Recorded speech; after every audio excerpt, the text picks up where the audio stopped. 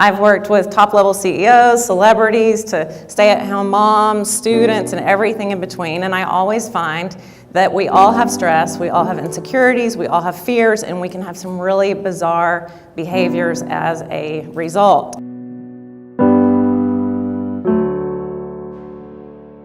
Triessence is the perfect balance between the three elements of your true essence: physical, mental, and spiritual. Aligning these three states results in happiness, fulfilling relationships, health, success, love, and joy. This is a picture of me when I was 3 years old. And the reason why I start with this is to say that sometimes it looks like everything is all good on the outside, it's wrapped up in a pink pretty bow, but that's not always the case of what's going on inside of us. Unfortunately, my stress started at a really young age. And by the time I was in my 20s, I had a doctor tell me that I had more ulcers than he could count. And then later I had another doctor tell me that I was in fight or flight mode 24/7. I'm 43 years old now, my ulcers are gone, and I truly believe because it's a lot of those things that I worked out. My stress level used to be up at a 10, now it's a 2 or a 3 because I've taken care of myself in all these different ways, and that has healed that with no medication or anything. That's what I did. And I used to be living my life to my fullest potential down here. Now I'm up here, so I'm super passionate about sharing that with other people. What's all the hype about mindfulness lately? Mindfulness is about 3 things. Number 1, being present. Number 2, being aware and in control of our current mood. And number 3, knowing the impact that our thoughts and our actions have on our own lives and everyone else's around us. Whether I'm working with someone one-on-one, doing a webinar, a keynote speech, a workshop, doing reset breaks, or teaching yoga at an event, I love creating a mindfulness experience, and it takes being mindful to be open to hearing these topics that I speak about. Optimists aren't afraid to face their fears. They look at it as an opportunity for growth, so even if it doesn't quite work out the way that they have it planned in their minds, they'll continue to go and try over and over and over until they get it, and it's what causes people to be successful and to be able to fulfill their dreams and live their life to their fullest potential. Optimists have a lot of incredible characteristics about themselves. They're typically more positive people. They don't focus on the negative. They're hopeful. They have grit. They're willing to work hard. They're brave. They tend to be a little bit more creative because they look at things not as failures, but as opportunities. They typically have a big belief in themselves. They believe in other people, and they a lot of times believe in something bigger than themselves. Optimism is a choice that we all have access to. It's about mindful awareness, self-awareness, actually taking the time to go within and pay attention to our thoughts and pay attention to the words that we're speaking. Is it positive or negative? Because at any moment, we can all make a decision to be positive, and we can do anything that we set our minds to.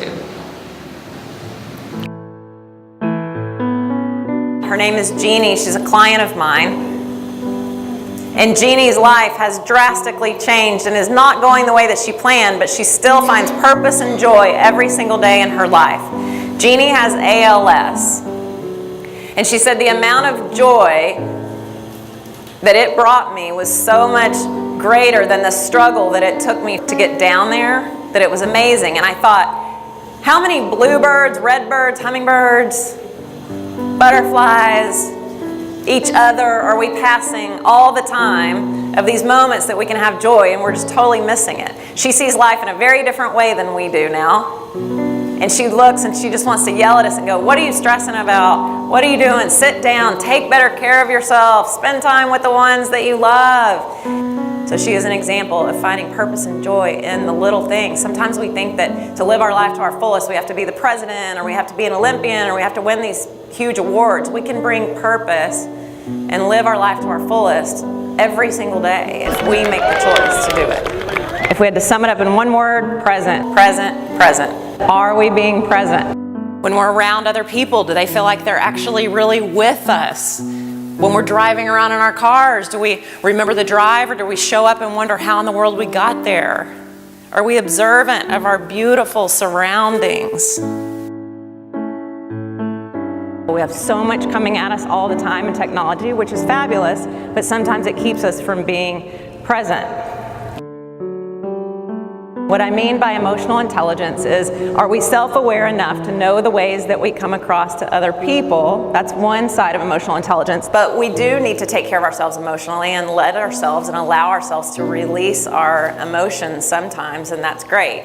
Out of the office would be the most preferred setting. And then there's the emotional intelligence side of how do we manage ourselves when we're triggered and when we're under pressure. Because your brain can't process fear and gratitude at the same time. I think the CEOs down are starting to understand that when you invest in a person, they're going to better invest into the final product, therefore it's going to increase ROI. So having someone come in and at least touch on the topic of personal development and then follow through with tools is invaluable. Do you need to forgive yourself and other people? I had to forgive myself for more things than I had to forgive other people for. But I had done some horrible things to people, some embarrassing things. I don't even have any regrets about it because I just did a debrief with myself. What's working, what's not, what do I want to do different? And I also found that the reason why I did those things was because of my own insecurities and fears. I've worked with people who have had despicable behaviors done to them and done despicable behaviors to others. I've worked with all kinds of people. And the common thread I always find is that it's really something that they're dealing with. It's not that they're these horrible people trying to do horrible things. I'm also not saying that we need to forgive people to condone behaviors. Sometimes we need to set up boundaries. Sometimes they may never know that you even actually forgive them. But imagine a huge triangle is your whole entire life. It's your responsibilities, it's your job, your hobbies, you're taking care of yourself, it represents everything. So how much would you shade in if you shaded in your triessence, but taking care of yourself physically, mentally, spiritually? Is it a dot? Is it a tiny triangle? Is it a medium triangle? No one else has to see it. Just visually picture it for yourself of how well you're doing right now. Not judging yourself, remember, this is just checking in. And we are not trying to go for 33.33333% here. That may never happen, but what I want you to see is at different times in your life, your triessence is going to look different. Sometimes it's real easy to take care of yourself physically. You're on a roll, but then you see, I'm not doing anything to feed my soul, or I'm not doing anything to grow myself mentally. We just take baby steps. It doesn't have to be the perfect thing. People get so tripped up and think, how am I going to take care of myself physically, mentally, spiritually? I got a dot and I got a long way to go. Who cares? Take baby steps. Just choose something. That mind focus me, just pick something every day. Even if it's 5 minutes of meditating, or like I said, eating some vegetables. It doesn't have to be this major thing. And before you know it, because you're doing something every single day, your triessence will be huge. You might even need to put a sign on your door in your office that says, I'm in focus time. Don't keep it on all day long. That's not fair. People need to be able to approach you, but just saying, hey, these 2 hours, I'm going to be focused. That's a great way to do it too. What is stress? It's an epidemic of anxiety run amok. Our automatic response systems run rampant. Our energy reserves run into the ground. What was once a jolt of energy meant to drive us into action is now, unfortunately, a slow dripping poison that is paralyzing us. Stress used to keep us alive, and that was a great thing. So back in the day when we needed to run from tigers, that was good because our amygdala got fired up, extra cortisol got pumped through our body, and we were keeping ourselves protected. But now, unfortunately, we're getting triggered and we're getting in fight or flight mode just because a coworker doesn't really agree with us, and it can cause all kinds of problems, including weight gain, depression, all the way up to major diseases. 60% of all illness is related to stress, and 3 out of 4 doctor visits are related to stress. And then we're putting our body in stress because we're sitting all day long. I'm sure you've heard all those terrible statistics. Sitting is the new smoking. We're dying at our desk. And then the scary thing is we increase our risk of heart disease, type 2 diabetes, breast cancer, depression by 60 to 125%, depending on the amount of hours that we sit. Here's my favorite statistic that's out there of all. We lose 20 minutes off of our life for every hour that we sit. I know. So what is the solution? It is to get up throughout the day, taking reset breaks, doing breathing exercises, stretching exercises, just something to get up and moving. But unfortunately, we don't do that on our own, so we have to schedule time and remember to take breaks. Those reset breaks need to be done once every hour if you can. That's what keeps us from having all that bad stuff happen when we're sitting at our desk all the time. Take it back down. Anybody's thighs burning? You can have a seat, okay. I believe that optimism plays a big role in certain types of exercises and activities such as yoga or meditation, because overall those things are all about caring for ourselves physically, mentally, and spiritually. And when we're able to know that we're important enough to take care of ourselves in these ways, then that's what we experience in those things. So when we're taking deep breaths, it's doing something great for us mentally, it's doing something great for us physically, it's doing something great for us spiritually. When we're in yoga, optimism is a big part of that because we're in community. We know that we're all in this together, we're doing something together, and we're also then doing things for our mind, body, and spirit at the same time. If we believe that we are important enough and love ourselves enough to take care of ourselves physically, mentally, and spiritually, then our health and wellness is going to be great. The way Tessa presents herself on stage is beyond any that I've seen, in that she has so much grace, and even just her tone of voice makes everybody feel safe and at home. I think it allows for people to open up and engage, and really for no one to feel like there's judgment in the room at all. So for us, that was just as important as the topics at hand.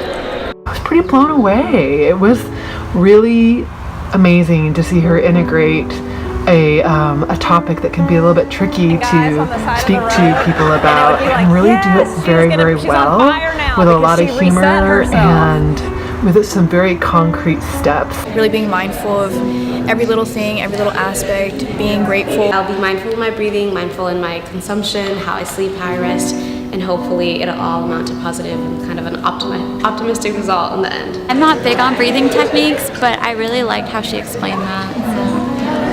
How willing she was to share her story. That was super important. That was something I don't think a lot of people do, so that was really awesome. In order to keep myself grounded and mindful when I'm out on the road, my husband actually built us Matilda the Mindfulness Mobile.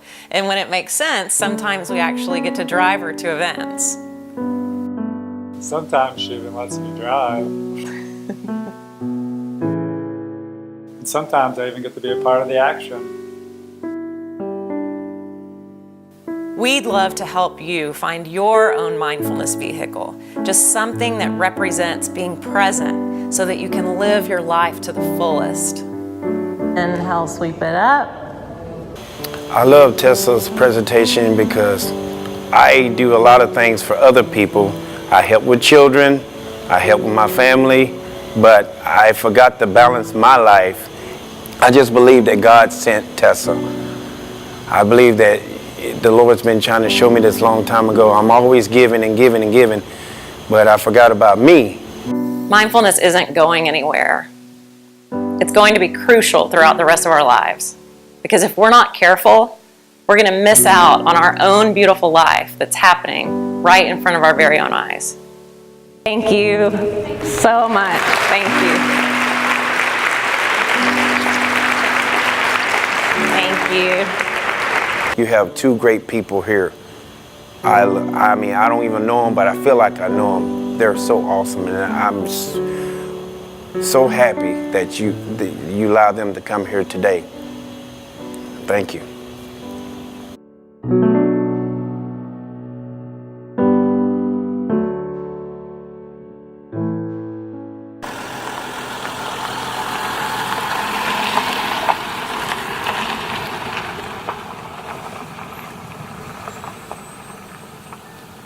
This needs to be worldwide. Everybody needs to see this.